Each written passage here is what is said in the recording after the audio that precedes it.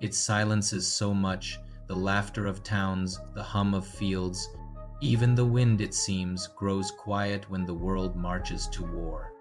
But listen closely, not all voices fall silent, because in the shadows of the battlefield, the wind kept turning.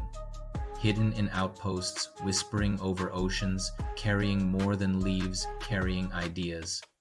In the late 1800s and early 1900s, a quiet revolution had begun. Long before turbines dotted the modern skyline, visionaries were sketching wind-driven machines not to grind grain, but to generate power. In Denmark, Poul Locke, a physicist and teacher, was experimenting with wind to electrify rural communities. His tests weren't flashy, they didn't make headlines, but they worked modestly and reliably.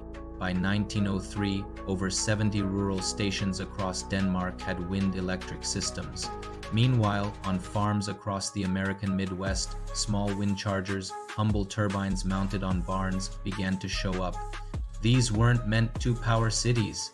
They powered just radios, water pumps, lights, and they worked. It was slow, almost invisible progress, but the wind was gaining a foothold in a world about to shatter. When the guns of August thundered in 1914, priorities changed overnight. The industrial might of nations was redirected. Coal, oil, steam, steel, all mobilized for war. And yet, quietly, wind somehow found its way onto the battlefield. One of the most unexpected tools? Kites. Used by militaries for decades, they gained new purpose in World War I. The Germans used tethered man-lifting kites for observation. The British also experimented with kite balloons. High above the trenches, carried by wind, they served as the eyes of armies, relaying critical information. But what about wind energy? Electricity? Those were luxury thoughts, shelved, set aside, replaced by the roar of mechanized warfare. When the war ended, the world was weary and changed. Entire cities had vanished. But hope, like the wind, returned. The 1920s saw engineers revisit abandoned plans. In Germany, there was a hunger for energy independence, driven by economic crisis. Embargoes later rekindled interest in wind energy. In the US, especially in the Dust Bowl and Great Plains, thousands of farms relied on wind chargers for powering lights and radios far from centralized grids. Wind wasn't just energy, it was resilience, it was independence. In Denmark, engineers became inspired by Lacour's legacy and quietly refined blade designs, gearboxes, and towers. They remembered his belief that the wind belonged to the people, especially those too remote for big utilities to reach. However, when another war returned, this time it came faster and deadlier. The wind once again was overlooked but not forgotten. While the world focused on oil tankers, refineries, and supply lines, the wind was conscripted into secrecy and survival.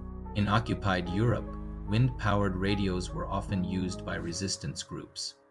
They couldn't rely on grid power, not when the enemy could cut it. Small wind generators, often hidden in sheds or disguised as farm tools, allowed messages to travel. In silence, they fueled defiance. The Allies explored wind systems as well, especially for Arctic and naval applications. Remote stations, buoys, and weather observatories began testing wind-driven power. These were small-scale but deeply strategic. But perhaps the boldest wartime wind moment came in 1941. On a Vermont mountaintop, amid the wind-swept peaks of Grandpa's Knob, stood something never before seen, a 125-megawatt wind turbine. Built by engineer Palmer Putnam, funded in part by the US government, it was the world's first large-scale wind turbine, a steel giant with 66-foot blades designed to generate power for the war effort. It worked for a while. Between 1941 and 1945, it sent electricity into the grid, but it was unfortunately plagued by mechanical issues. And in 1945, a blade failed catastrophically. The turbine was shut down eventually, but what a leap it had been.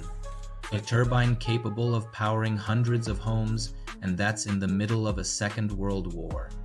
This wasn't just a prototype, it was a proof of concept, a beacon. The wars taught us valuable lessons: that central grids could be bombed, oil routes could be blockaded, supply chains could snap. But the wind? It was still everywhere. And as peace returned, engineers, scientists, and policymakers carried forward wartime lessons about distributed power, local generation, and the urgency of innovation during crisis. The wind wouldn't be overlooked again. Even when the world burned, the wind kept turning, in resistance, in silence, in hope. It may not win wars, but it helps rebuild the peace that follows.